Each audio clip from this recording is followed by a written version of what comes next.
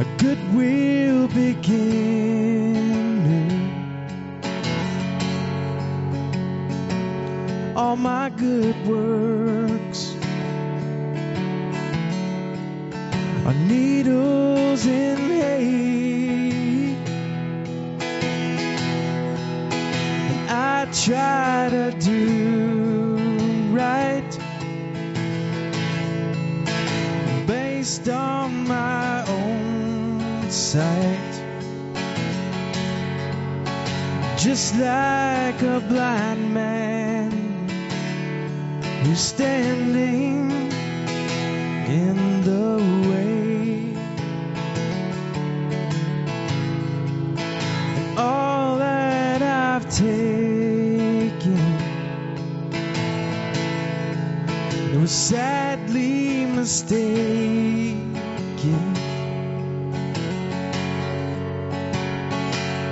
to bleed for my own, for my sake. Now everything I have was stolen or borrowed. All that I've taken is much more than I can take. I was a fool in the quickness of the sand, and I was a leper trying to save my own skin. But now I'm a man who knows where I stand on the rock of ages. That's where I stand. Lord, you bore my refuse. You are my refuge. You gave up everything when you threw it all away.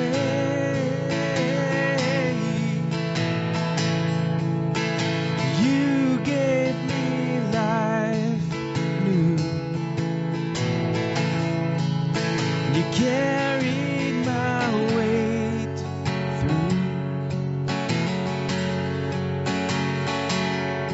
the evening to the morning and to the day. I was a fool in the quickness of the sand. I was a leper trying to save my own skin. But now I'm a man who knows where I stand on the rock of ages. Jesus, that's where I stand. On the rock of ages. Jesus, that's where I stand.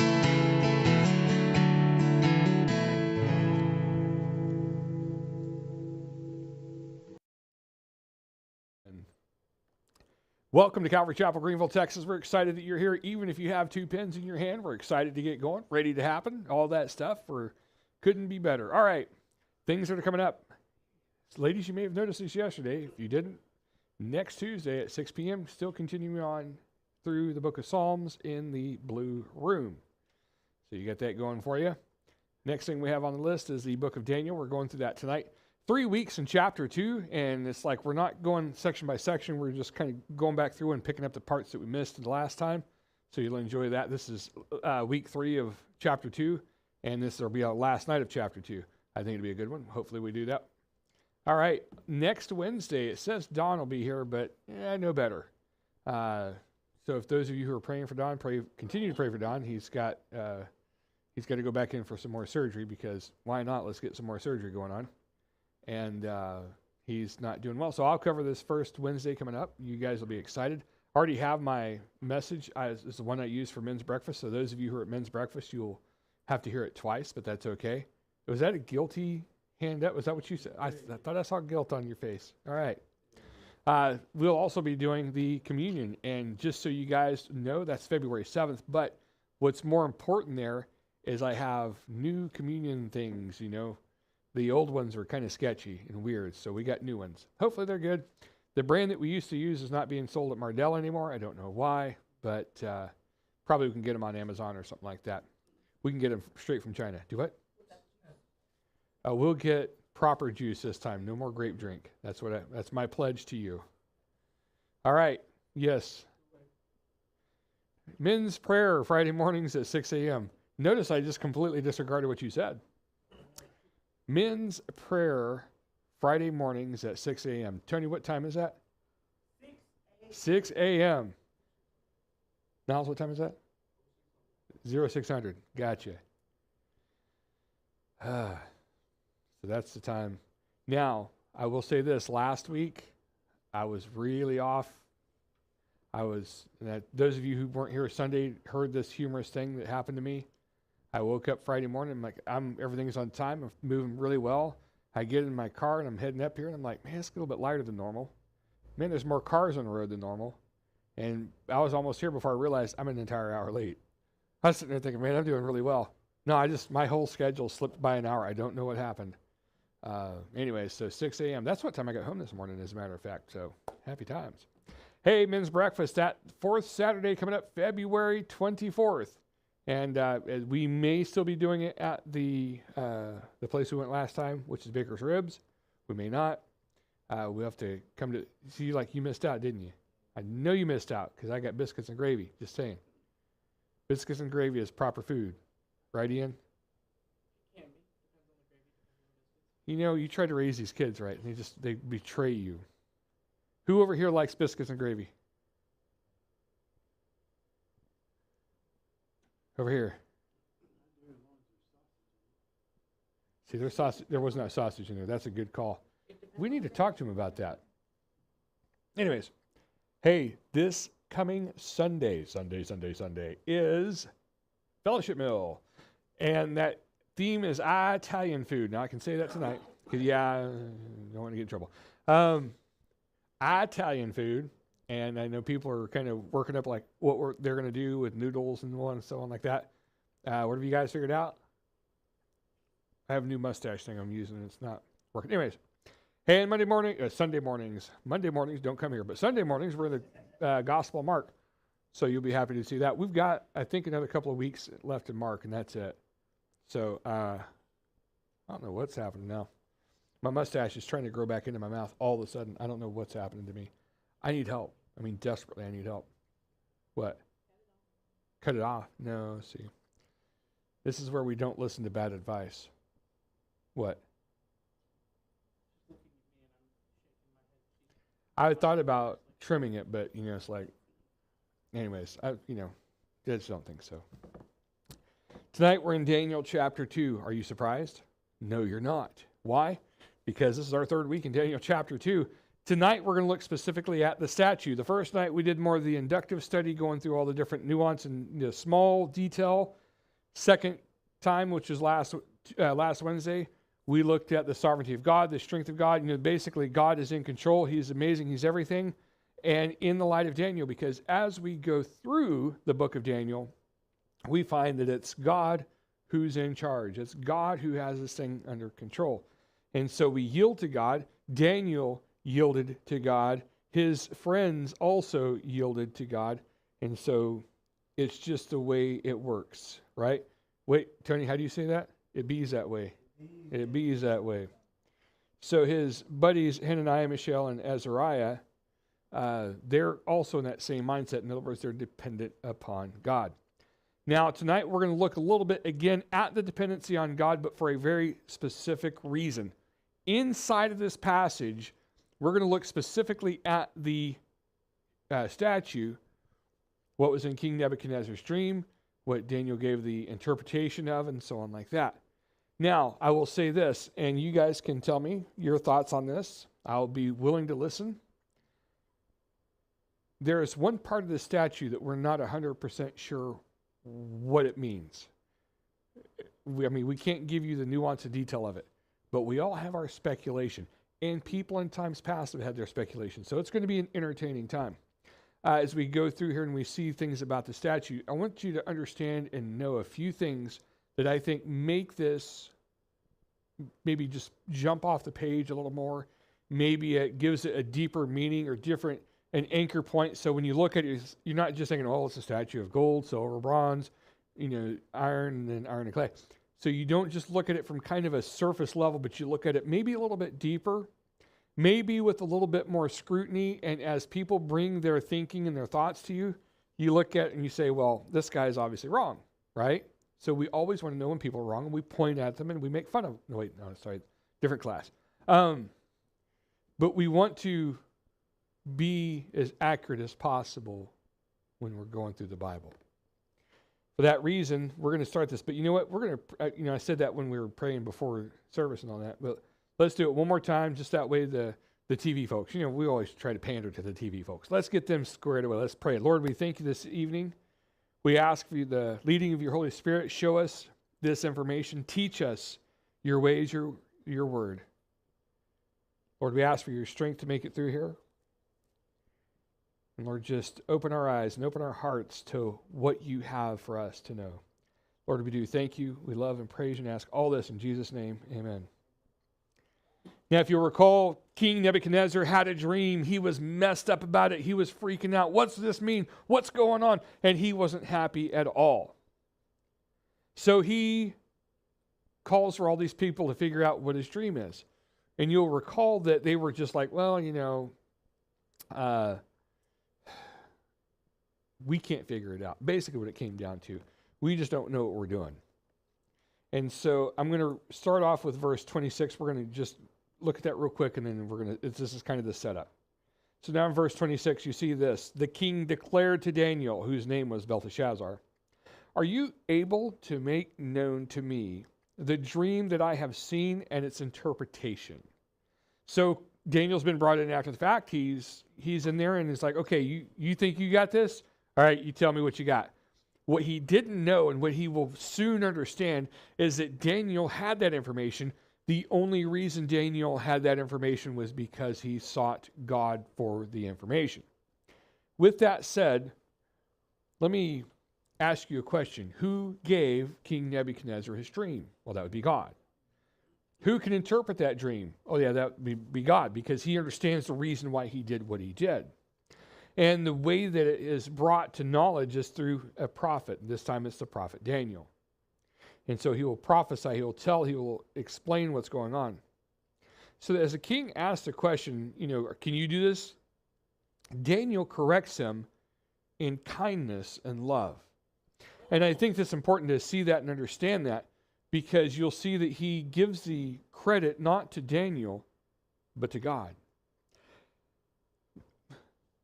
I know it's kind of a repeat something of last week, but it's really not, because we're building the case for what we're talking about tonight. Look with me in verse 27. It says, Daniel answered the king and said, "No wise men, enchanters, magicians, or astrologers can show the king the mystery that the king has asked. But there is a God in heaven who reveals mystery, and he has made known to King Nebuchadnezzar what will be in the latter days. Your dream and the visions of your head as you lay in bed are these. To you, O king, as you lay in bed, came thoughts of what would be after this. And he who reveals mysteries made known to you what is to be. But as for me, this mystery has been revealed to me, not because of any wisdom that I have more than all the living, but in order that the interpretation may be made known to the king, and that you may know the thoughts of your mind. And so we're reminded now that the dream that Nebuchadnezzar had was specifically from God. Now, what we always want to remember is if you want to know the intent of what's being said, you go to the person who's saying it. If you want to practice good hermeneutics, there's our big $1 million word for the day. Hermeneutics is what? It's basically, in a nutshell, understanding the Bible or understanding the text that you're reading in context. What was the time like at that time? What was the geography there? All these different things play into helping to understand what was specifically happening, why, and all that. So if you're going to ask somebody, well, what do you mean by this information? And they begin to expound to you what it was that information really backed up to. Well, the reason I came to that was if you go back in my life 40 years and then you start talking about all these things, well, that's kind of what we have here. God can show you something, and I'll make this very evident to you. God has probably shown you something, and it just passed you clean by. It's like, I see it in there, but I don't understand what I'm reading. I just don't get it. The Ethiopian eunuch was like that as he's trying to go through Isaiah, and then, of course, he was helped out in that set. When we want to know what's being said, when we want to know what's going on, it's better to go to the source. And let's put it in the regular context. If you were to hear something about somebody, right? I had the opportunity to hear, this guy calls me up and he says, I have a concern, I have questions, or biblical questions. I'm like, perfect, I can help you on this one. And so he starts talking about it, and it's church issues. His church is having issues, and he's asking me, like, what do I do? Or not really so much what do I do, but are we doing the right thing? More in that context. And it's like, well, yeah, he did something so unique, and I was so impressed by this. He didn't give opinion. He didn't give conjecture. He didn't give any of this stuff. He just said, this is what's happened. This is what has been said. Are we, do you think this is being handled well? I said, well, I guess as well as you're going to handle it. I mean, not in exactly that setup, but he wasn't about giving me opinion. He wasn't about the gossip. He was just like, this is what it is. And so to put this in context, well, I mean, I know the pastor involved. I know some of the people in the church, not many of them, but I know enough of them to kind of get an idea of what's going on. But inside of that thing, we were talking about the situation at a very basic level without gossip. Isn't that cool? And that's so rare these days. It's, well, what happened here? Let me tell you about my thinking. You know what I bet it was? You know what I think is going on? And of course we're Christians. We don't gossip, right? What do? We share. That's right. We gossip one person at a time. We call it sharing. Anyways, so when you want to find out that information, you go to the source, you find out what's going on. And for King Nebuchadnezzar, he needed to hear from God, but he doesn't have a direct conduit to God. He doesn't understand the scripture. He doesn't understand the Torah. He's really not there. So he needs to talk to someone who can give him that information. You may find, and I've found these people, they will tell you, I've read the Bible, and I can tell you it says this, that, and the other. Well, and that may be true.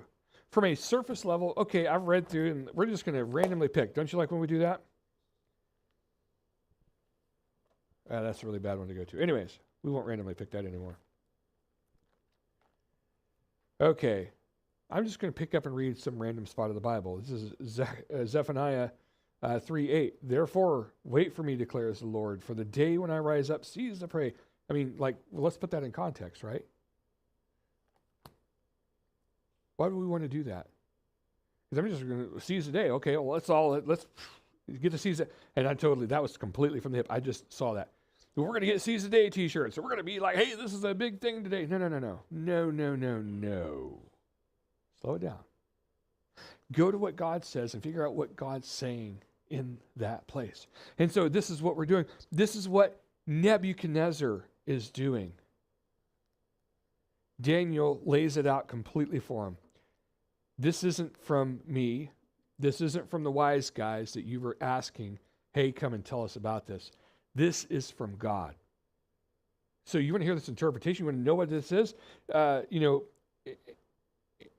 And so to this point, he really hasn't told him the dream. But we're going to look at this dream, and man, it's a weird one. This is one that would wake you up, but this doesn't make any sense. I don't have any cool pictures to put up. I'm just going to throw that out right now because we could show you a cool statue, but I didn't do that. So just imagine, if you will. Use your holy imagination. Going to verse 31, he says this. You saw, O king, and behold, a great image. This image, mighty and of exceeding brightness, stood before you, and its appearance was frightening. The head of this image was of fine gold, its chest and arms of silver, its middle and thighs of bronze, its legs of iron, its feet partly of iron and partly of clay. As you looked, a stone was cut out by no human hand, and it struck the image on its feet of iron and clay and broke them in pieces. Then the iron, the clay, the bronze, the silver, and the gold altogether were broken in pieces and became like the chaff of the summer threshing floors.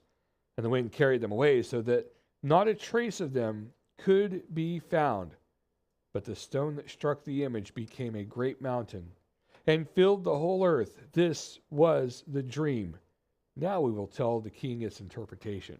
Now, what's really cool about this is the fact that Daniel heard from God, and Daniel was bold enough to say, this is what God has shown me. This is the information, what's here. I'm going to tell you this.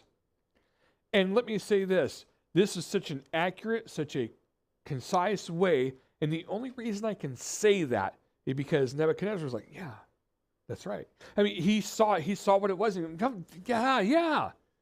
Now, did he already remember his dream? I'm sure he did. Did it get brought back to him at this time? I don't know. I mean, it doesn't really read that way. So what we would say is that King Nebuchadnezzar is like now connected to what Daniel is saying. And this does a couple of things. It gives Daniel the credibility to use his authority, or rather the authority of God, to explain something that's going on. See, the credibility was the fact that what God says is happening. Say, well, what if something came out wrong? And that's where it gets interesting.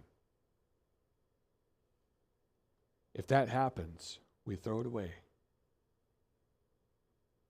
You think about people who went out and predicted the future. What was that one guy, that Nostradamus or whatever like that? He got some stuff right, no doubt. He got some stuff wrong. Oh, interesting. What do you do with his prophecies now? Throw them in the trash. What about that guy that said Jesus is coming back on this day and it didn't happen twice? Harold Camping, thank you so much. What do you do with his information? Throw it in the trash. When somebody is telling you the prophecy of God and saying the things that's in there, you test it.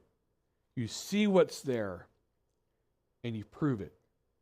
Now, I make that point for here because this is an incredibly important part. This dream is huge. This is absolutely important. And to give you an idea and an example of what we're discussing now, I like to check it for what it's worth. I want to tell you that it was accurate. We'll show that again here in a second. And I'm going to just rattle off a bunch of information here in just a minute. You just hold on tight. That's what we're going to do. How many prophecies were there in the Old Testament about the coming of Jesus and all the detail and nuance of his life? The answer is over 300. What happened was all of the over 300 prophecies turned out right. That gets complicated, though. In order to be correct and right, or in order to be believable, you have to be correct and right every time. You can't miss. It has to be dead on perfect. Now, what's the problem with having over 300 prophecies? It's so easy to get one of those pieces wrong. The complexity builds.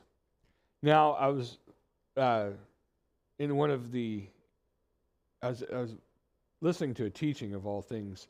I know you're like, you never do that stuff. I don't know. Who knows? That's weird. But listening to this teaching, this guy used this phrase, and I thought, I'm going to use that because it sounds really cool and important. He called it compound probability.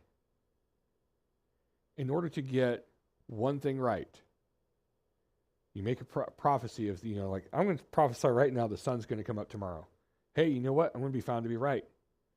But when I give you a second one, it says, and there's going to be a squirrel dancing on your hood of your car.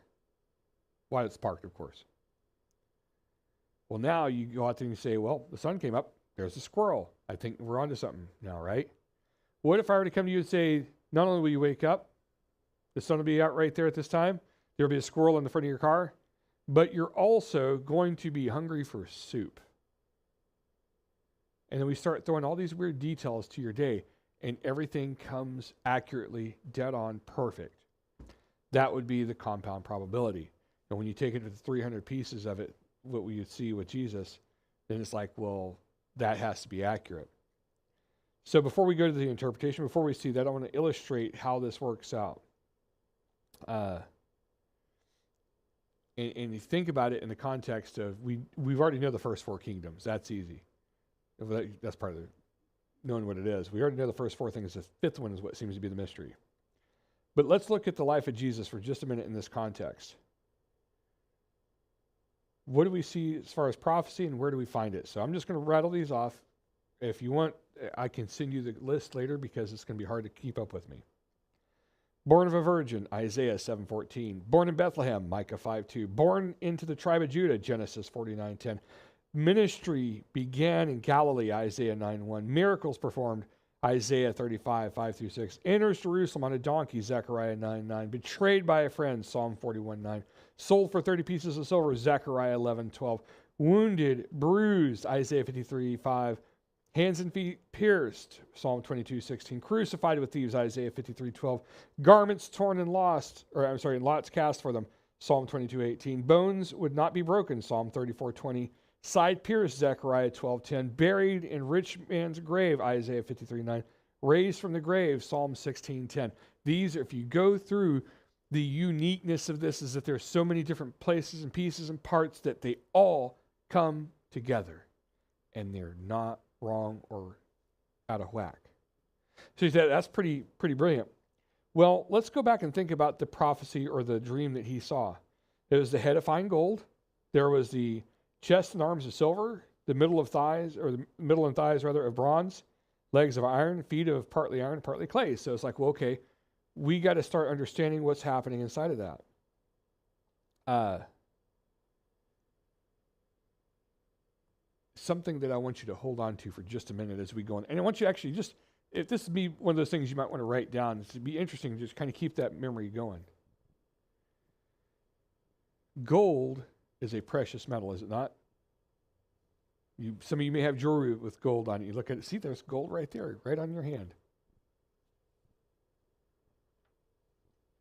Let me ask the men this question. Men, you're going to understand this question. Ladies, you will not understand what I'm about to ask. I hate to tell you that. Would you ever make a knife out of gold? Why not? It's not strong enough. But it's a precious metal, Todd. Don't you know anything? Not practical. What's wrong with you people? See, the more precious the metal, we find out that it's softer and not functional, right? Silver, it's a little less valuable, but it's stronger. Bronze, less valuable, yet it's stronger. Iron, if you go around some buildings today, you'll find they're made of iron. Big bridges, there's this big one over in San Francisco. You may have never heard of it. It's the Golden Gate Bridge. Look it up, it's interesting. What is it made of? It's made of steel, it's made of iron, right? Why do they use that instead of gold? Because it's stronger. And so what's interesting about this is you see that the value of the precious metal, as it diminishes, the strength increases. Almost like it's a weird scale or something. Now, I want you to think about that one because there's some serious implications to that. If the head of gold may not be as strong, but guess what? It's worth a lot. It's valuable. The chest of silver, arms of silver and all that, not as valuable, but a little bit stronger. But once we make it down to the legs, once we're in the 2 pieces of iron, now we're at strength. And that's going to make sense. There's no value in it, but there's strength. Now, let's begin the interpretation, and we will work through this, and you'll be like, man, this is so cool. Maybe, hopefully. Verse 36 says, this was the dream. Now we will tell its interpretation. You, O king, the king of kings, to whom the God of heaven has given the kingdom, the power and the might and the glory, and into whose hand he has given wherever they dwell, the children of man, the beasts of the field, and the birds of the heavens, making you rule over them all. You are the head of gold. I want you to think about what we just read, because we passed 5 things and you didn't pay attention to them. How do I know? Because you're just like me. I know this. You, O king, the king of kings, to whom God of heaven has given the kingdom, the power and the might and the glory. We're talking about 5 Gentile kingdoms. The first of it being Babylon. And that kingdom of Babylon was given to Nebuchadnezzar by who? By God. He said, wait a second, whoa. That's a Gentile kingdom. He doesn't do that kind of stuff. Here it says that he did. Now, if you see and kind of understand that the Israelites have been taken out of their land. They're not there anymore. They're never going to be properly back in the land like they were at the time of King David. They're not going to be back in the land properly like they were at the time of King Solomon. That's not going to happen until the new king comes. That's Jesus. I'm going to let you guys know that now already, right? So that's when we're going to see that time come. But in the meantime, we're going to see these Gentile kingdoms, the first of which being King Nebuchadnezzar. He's that head of gold. And it's wild that you think about it. It's like God gave him that kingdom, and the answer is yes. And you think, but King Nebuchadnezzar, man, that guy's a mess. We're going to see how much of a mess he is in chapter 3. I mean, no, I don't think so. But listen, God gave him that kingdom for a reason.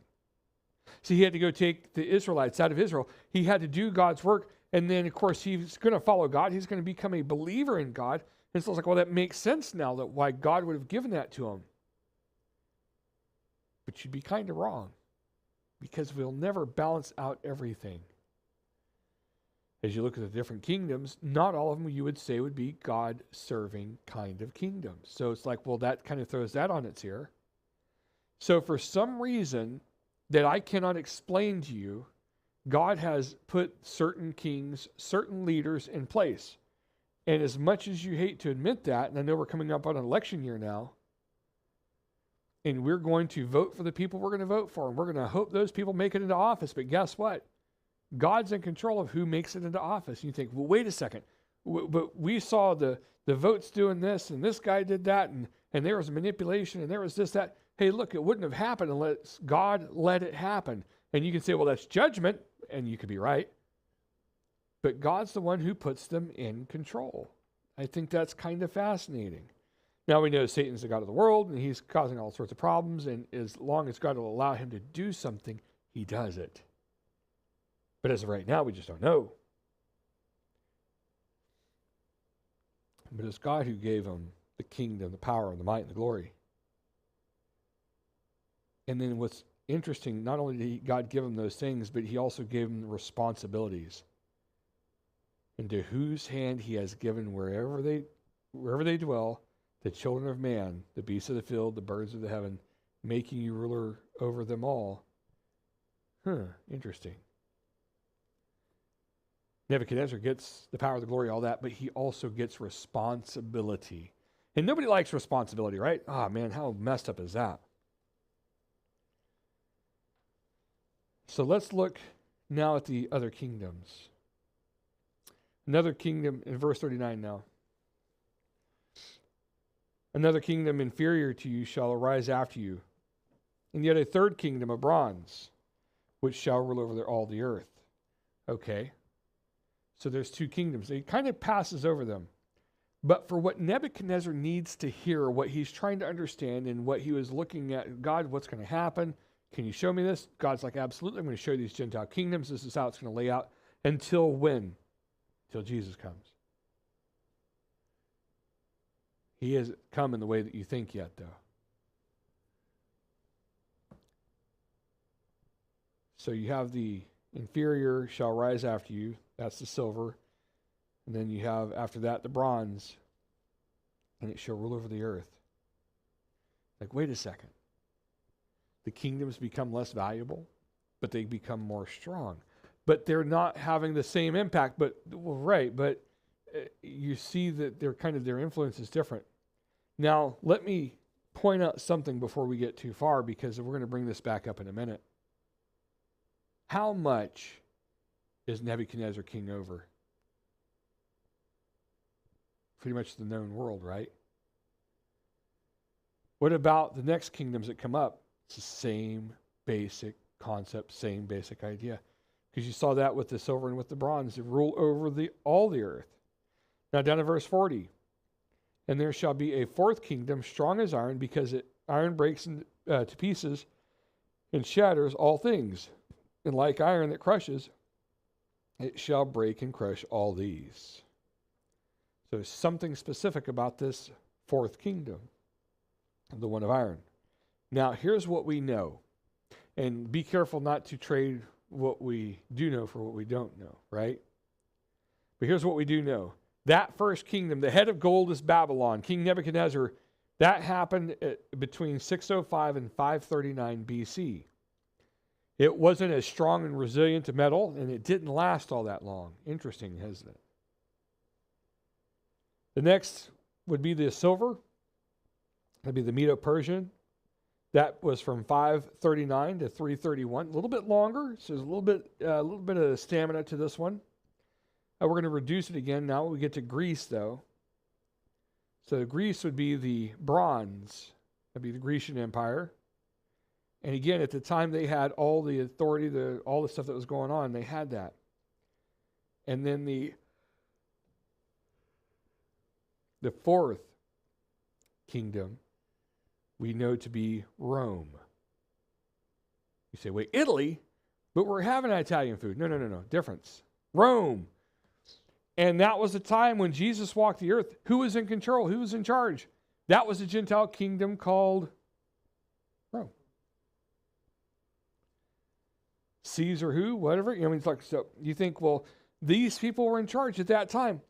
Now, it shows the timeline that I picked up anyway, shows Babylon from 605 to 539 BC, Medo-Persia is 539 to 331 BC, Greece was 331 BC to 168 BC, and then Rome was 168 BC to 476 AD, according to that.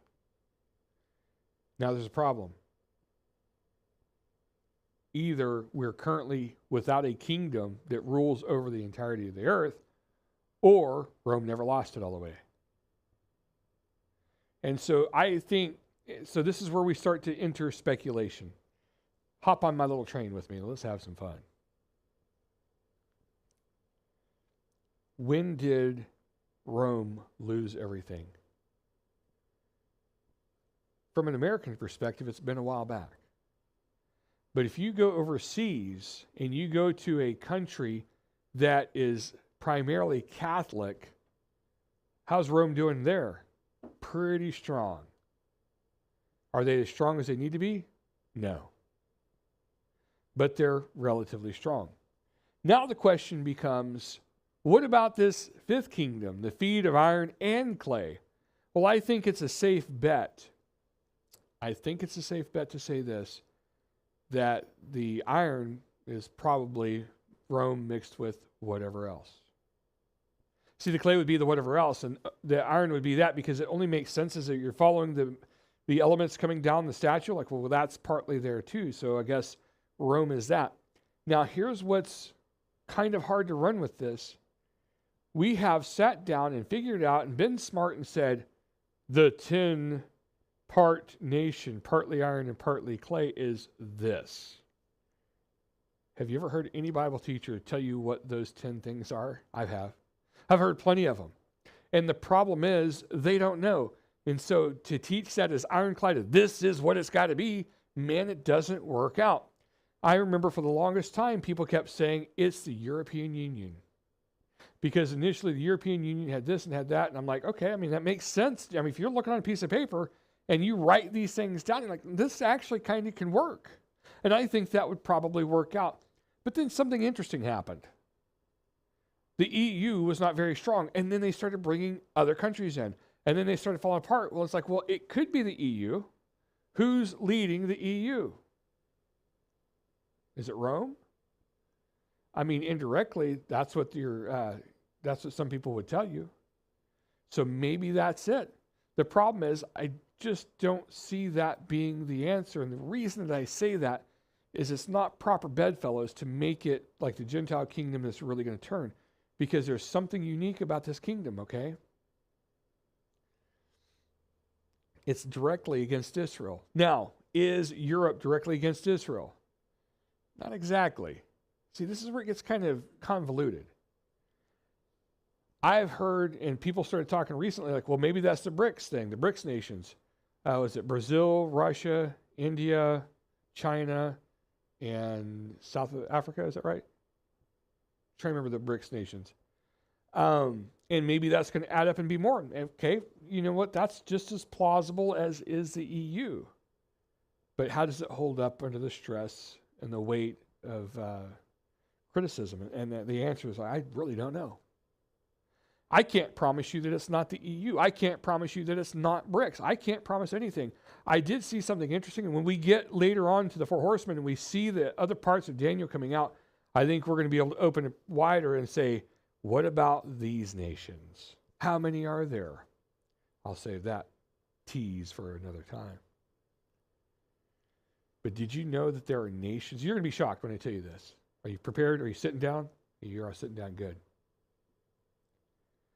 There are nations that wholesale don't like Israel. Did you know that? Shocker, right? I know, it's just like, I'm in disbelief now. That is not the look of surprise. That is the look of I'm trying to act surprised. You got to act surprised. No, you got to be surprised. No, I think it went to the restroom wrong. So,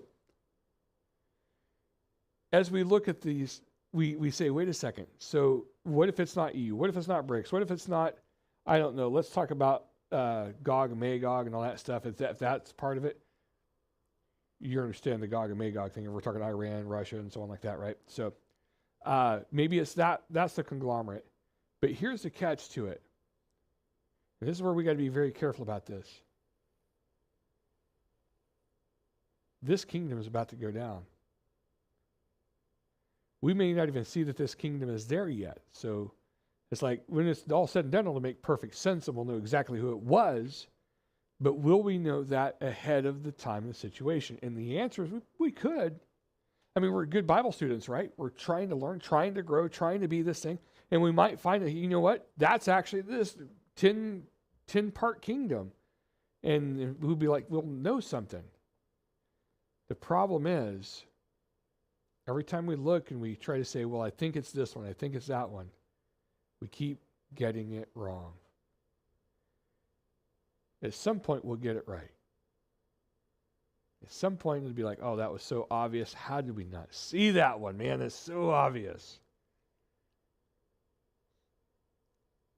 But what happens, and this is where we need to be careful with this, yet another location, I suppose, that we need to be careful. What is the benchmark of that last kingdom going away? It's that stone cut out without hands that destroys the feet of the statue, ultimately destroying the entirety of the statue. In other words, all of the Gentile kingdoms are now gone, done away with, no more remnants of. It's done. And that stone that was cut out without hands, the one that the builders rejected, Jesus Christ, when he comes the second time, the second coming of Christ, Now, let me make a claim to you guys. From my perspective, are we tracking yet? From my perspective, what I see, what I understand, and what I believe as I read my Bible, I believe confidently and firmly that Jesus will call his church out. We call that the rapture. We say that's going to happen before the tribulation. I believe that. At the end of the tribulation, in that sense, whether you're gone because you raptured or, we were wrong, either way, at the end of that time, Jesus comes to rule and reign on the earth. And then what happens? This is where we're talking about. So this kingdom, this 10-part kingdom, if we can't see it now, maybe, or if we are seeing it, we're just not understanding it. Maybe it's the tinfoil hat brigade's got this thing right. There's so many ideas what it might be. But when we see it kind of come down and come crashing down, then we know it's because Jesus came. So when we see this 10-part kingdom, if we can recognize it and see it, we are beginning now to understand Jesus' return is imminent. I don't know when he returns. He didn't send me a calendar, invite or none of that stuff.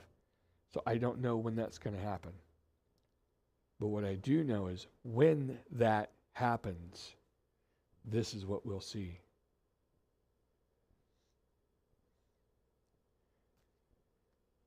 It's made evident in Luke chapter 21, verse 24. Listen to this. They will fall by the edge of the sword and be led captive among all nations, and Jerusalem will be trampled underfoot by Gentiles until what? The times of the Gentiles are fulfilled. There's coming a time, and we don't know how far off. Some of us old people, here's what's really cool. You're going to love this part. The old people think it's like tomorrow. And the young people are like, I don't think it's going to happen yet. And who's right? Yeah, why not? We don't know. We have no idea. That's one of the parts that pains me, I would suppose, is you and I, we just don't know. How easy would it be to set our timelines? Oh, I figured this out now. Let's go, charge up the credit cards. Let's have some fun, whatever. We just don't know. We have no idea.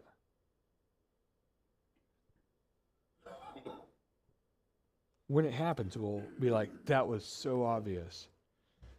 But until then, we're still in the time of the Gentiles. You'll notice as you go around, Israel doesn't really have a foothold. I mean, they got their little teeny tiny country. Oh, that's cute. But they're not the big powerhouse. They're not running the show. I mean, obviously Jesus will run the show, but they would be, in that factor. But the time of the Gentiles have not yet been fulfilled. If you go to the Temple Mount right now, guess what you find up there? Huh? You don't find the temple. You find something else. What is it?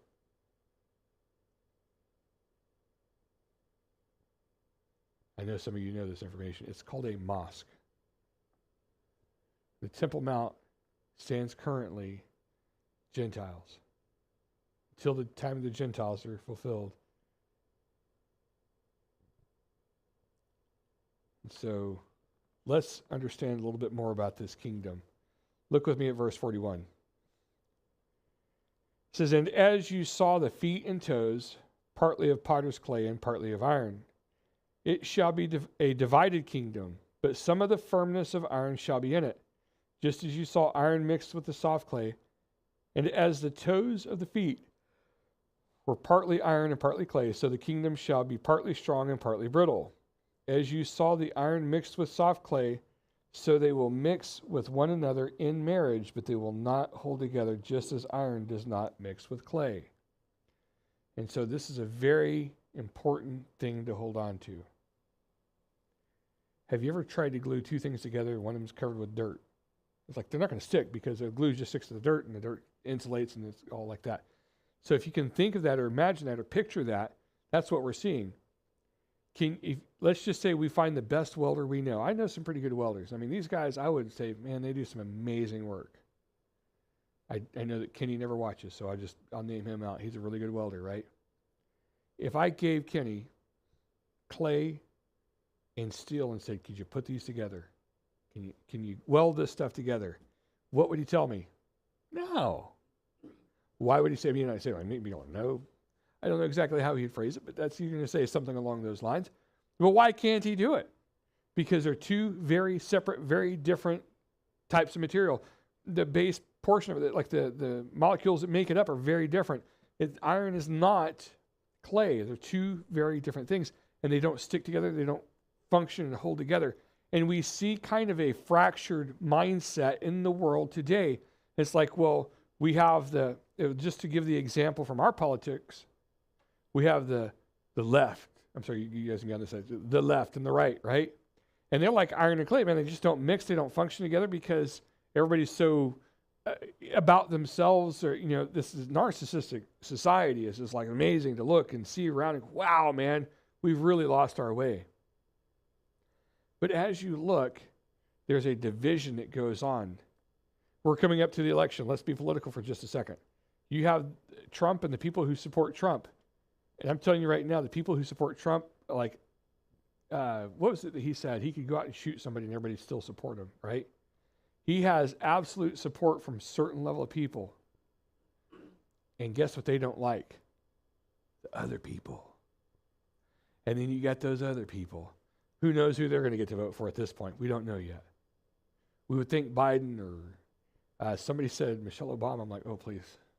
Whatever. I don't know. This is the world gets crazy, right? But it's like, who do they vote for? They don't care so long as it ain't Mr. Orange. And you think about the arguments between this, and the reality is there's no real thinking behind it. I mean, let's be perfectly honest. And I studied this in today, and I was like, man, this actually makes everything make more sense. When President Trump makes a statement and people go, man, that's exactly right. And I resonate with that mindset, that idea. They become in his camp. And he says a lot of things that resonate with a lot of people. And then when the other guy says stuff, it's like, we're not sure homeboy's awake, right? And so you see this kind of weird setup. And because of this, people say, but we are this way politically, we don't care how inept this guy is. Or we're this way politically because, man, that dude said what I wanted to say. And the more outrageous things he says, it's like, man, this is resonating with more and more people. And so what you're beginning to find is this divided country that cannot unify. Today, we can't unify. Because they will say, well, that was a Democrat move. Well, then the Republicans don't like it. Well, the Republicans, well, the Democrats don't like it. And idiots like me who say, you know what? These two parties are stupid.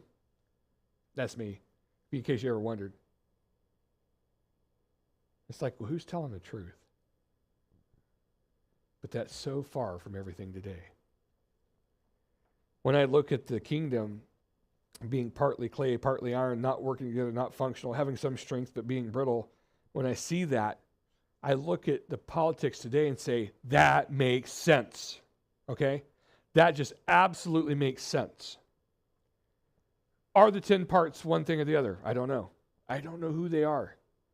But what we do know is people have become so opinionated, and I would like to blame the internet because we can blame everything except ourselves, right? But what's caused this? What's caused this kind of a mindset or shift? It's like, I don't know. But we see that it kind of like adds up to what we see here. There's no strength in government today because it's the people trying to manipulate everybody versus the people who are trying to make everything like it was back years ago. And the two factions are fighting.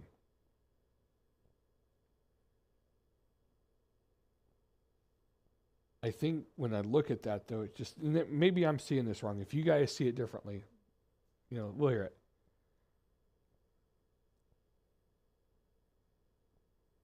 But if we're unified and we stand together, we can do anything. I say that as a church, as Christians, as believers. I say that as people in this country. If the United States was all on one side and said, yeah, this is our common goal, what we're going to do. But it's like wild as we look out now because what was used to always be the common goals, freedom of speech, right to bear arms, and all the things that people really hold dear to. It's like, well, we like that because it gives everybody an equal opportunity to strive and thrive. That's not an equal outcome, it's an equal opportunity to do things. It's like because of that freedom, because of those things, we can do that. And you don't find that today. It's just not there.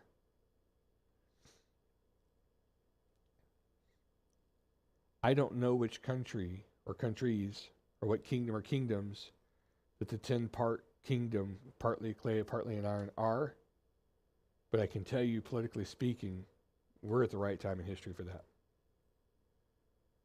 I mean, you think about years ago, the political parties were divided. They've always been. There was some different thinking, but you could get behind one of the other guys if they really had their act together. As I was looking at the people running for president now, it's like there's a Democrat that I would totally vote for. But he's not going to be on the, you know what I'm saying? He wouldn't do that. There's a Republican I'd vote for, you know? It's like, but, you know, it's like, who knows what's going to happen? But most people are so divided. What brought this to my understanding was years ago, I saw this political bumper sticker on somebody's car. It was like, man, what are they thinking? It's like, you know, and here's all the poison coming out of my mouth about that person and their opinion and their stupid sticker. And as my good buddy Jay said, he goes, that's why my sticker's on his car. This person could be the best person for whatever political office, but it's going to cause division to say, I'm a this guy person, you know, or that gal, or whatever it is. Because we become divided. Structurally, interpersonally, we become so divided that it's that exactly. But the statue now, we have, I think, maybe a better idea. So what about the end of the statue? 2 verses. That's verses 44 and 45. Very big verses, though. Let's listen to this. And in the days of those kings, the God of heaven will set up a kingdom that shall never be destroyed, nor shall the kingdom be left to another people. It shall break in pieces all these kingdoms and bring them to an end, and it shall stand forever. Just as you saw that a stone was cut from a mountain by no human hand, and it broke into pieces the iron, the bronze, the clay, the silver, and the gold, a great God has made known to the king what shall be after this. The dream is certain and the interpretation sure. The boldness of Daniel to say this is what it is. And I think probably the most important thing to see is, like, as you put all these pieces together, the one unifying thing that makes everything work is Jesus, that stone cut out without hands. And you see that all the Gentile kingdoms are gone away with when Jesus returns.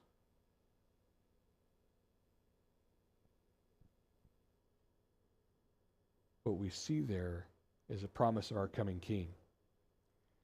I have talked to many people with their many attitudes and many mindsets about what needs to happen. We need this kind of government. We're a representative republic. We're a democracy. We're a socialist group. We're a communism, whoever we figure out and pick out. I made somebody upset one day when I said, I am waiting for the theocracy. Oh, well, if you want that, you can go to Muslim country. No. The theocracy I'm waiting for, Theo being God, yeah? I'm waiting for Jesus to rule and reign. And when that day comes, when that happens,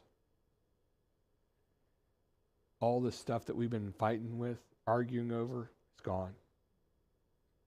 I've had to learn some very valuable lessons in my life in the last years of time and so on like that. And one of the biggest lessons I've learned was we're to love other people regardless of how big an idiot they are. That's tough to do. It doesn't feel natural, doesn't feel normal, doesn't feel right. But when Jesus comes back and he crushes those Gentile kingdoms and all that stuff is gone, then we'll be back on God's plan. We'll be doing it God's way. And it won't be any problem to love because we're going to do this thing God's way. Because as much as we don't want to admit it, the government has influence over the people. It just does.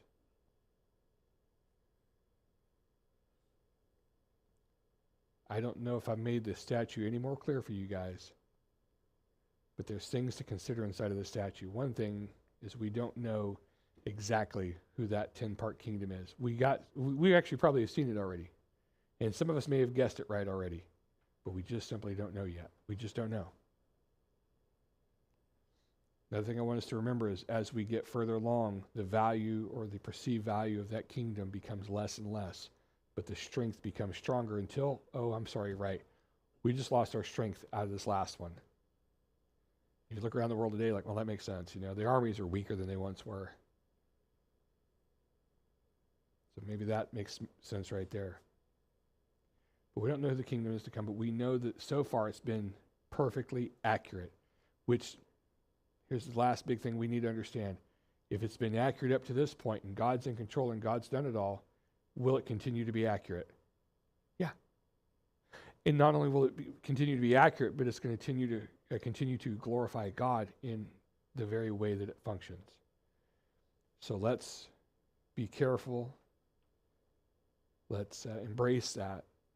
Let's see what God will do in the kingdoms to come. And know this, the Gentile kingdoms that are there, the ones that we're fighting with, arguing with, and saying, well, I don't know what we should do. God already does. He's got it taken care of. We should continue to pray, to love each other, and we need to continue to, serve God in whichever capacity God has us to serve him.